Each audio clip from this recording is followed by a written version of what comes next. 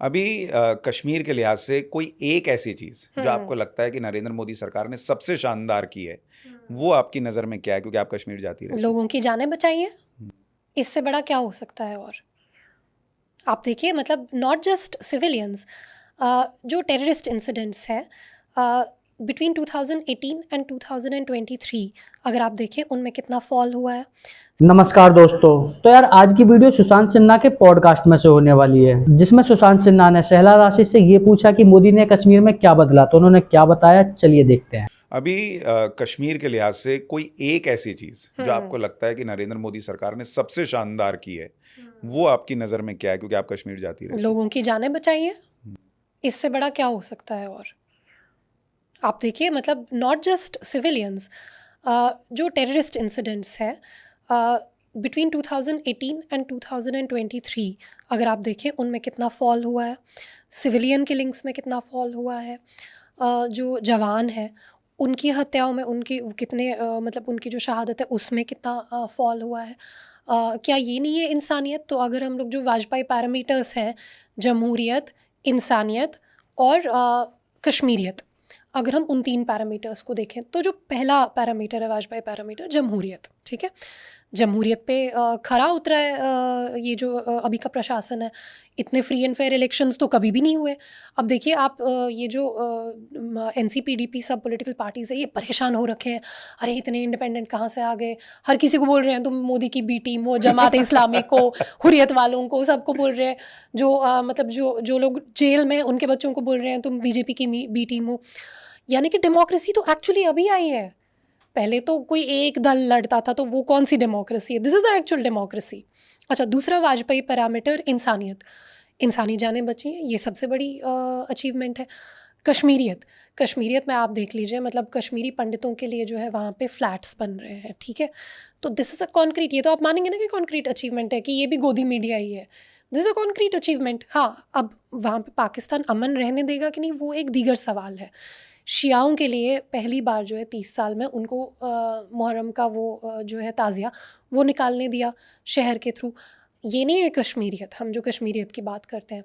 तो मैं ये कहना चाहती हूँ कि जो तीनों वाजपेयी पैरामीटर्स हैं, इंसानियत, जमहूरियत, कश्मीरियत, उसमें मोदी गवर्नमेंट खरा उतरी है और मोर देन खरा उतरी है। देखिए, उनको क्रेडिट नहीं मिलेगा, क्योंकि लोग जो है ना, लोग सेंटिमेंट पे वोट करते हैं। मैं मानती हूँ ये बात। ऐसा नहीं है कि मैं बोल रही हूँ वहाँ पे कल को बीजेपी का चीफ बन भी सकता है, बीजेपी का चीफ मिनिस्टर बन सकता है, लेकिन जो एक वोटिंग होती है ना, वो एक अलग ही बॉल गेम है। उधर पे फॉर एग्जांपल आप मुझसे पूछें, मेरी जो ट्रेडिशनल सिंपैथी है मेरी नेशनल कॉन्फ्रेंस की तरफ है, क्योंकि मैं I am from the city, मैं श्रीनगर सिटी से हूँ। हम लोग ना ट्रेडिशनली हम लोगों की सिंपैथी एनसी की तरफ होती है, वो बहुत डीप रूटेड है। अब उसको, अब अगर आज भी अगर मुझे वोट करना हो decide between NC and BJP candidate, मेरा पहला प्रेफरेंस एनसी के लिए होगा। दूसरा प्रेफरेंस होगा कि कौन है strong candidate, which is for example मेरी कंस्टिट्यूएंसी में Altaf Bukhari, he is the strong candidate. Voting is a different ball game, आप उसको भूल जाइए। क्योंकि अब आप, मैं कहूँगी कि मोदी जी ने बहुत अच्छा काम किया कश्मीर में, आप कहेंगे फिर वोट क्यों नहीं दे रहे? Vote is a different ball game. तो देखिए सुजान जी, कुछ चीज़ें जो होती है वो देश के लिए की जाती हैं, हर कोई चीज़ वोट के लिए नहीं की जाती है। जो मोदी गवर्नमेंट ने कदम उठाए हैं कश्मीर में, उससे obviously those are very bold measures. Bold measures का क्या मतलब होता है? जब हम कहते हैं बोल्ड मेजर्स, उसका मतलब ये होता है कि इसका पोटेंशियल है, बहुत सारे लोगों को नाराज़ करेगा, ठीक है। तो उन्होंने, मुझे तो लगता है कि मोदी गवर्नमेंट ने पार्टी को सैक्रिफाइस करके, नेशन को आगे रख के वो कदम उठाए हैं। और जो है कि इतना जियोपॉलिटिकली सेंसिटिव रीजन है, वहाँ पे पीस एस्टैब्लिश करना, इसके लिए उनको वोट भले ही ना मिले, लेकिन उन्होंने राष्ट्र के लिए तो काम किया है। अब भले ही उनको उसके लिए वोट ना मिले, क्रेडिट तो हम दे सकते हैं, एक्नॉलेज तो हम कर सकते हैं, हम पे तो कोई पॉलिटिकल कंपल्शन नहीं है। अब जहाँ पे सवाल आता है JNK में क्या क्या चीज़ें हुई हैं, ठीक। पहले तो वायलेंस गिरा है, वो पहली चीज़ है, ठीक है। दूसरा चीज़ अगर आप देखेंगे, बहुत सारे डेवलपमेंटल इनिशिएटिव्स हो रहे हैं। नए रोड्स बन रहे हैं, नई हाईवेज़ बन रही हैं, नई हाईवे कनेक्टिविटी हो रही है, ठीक। इसी तरीके से अगर आप देखें, जो चिनाब रेलवे ब्रिज है, ठीक है, which is the world's highest railway bridge, वो आईफिल टावर से भी बड़ा है। वो आईफिल टावर से भी वो 35 मीटर ऊपर है उसकी हाइट, ठीक।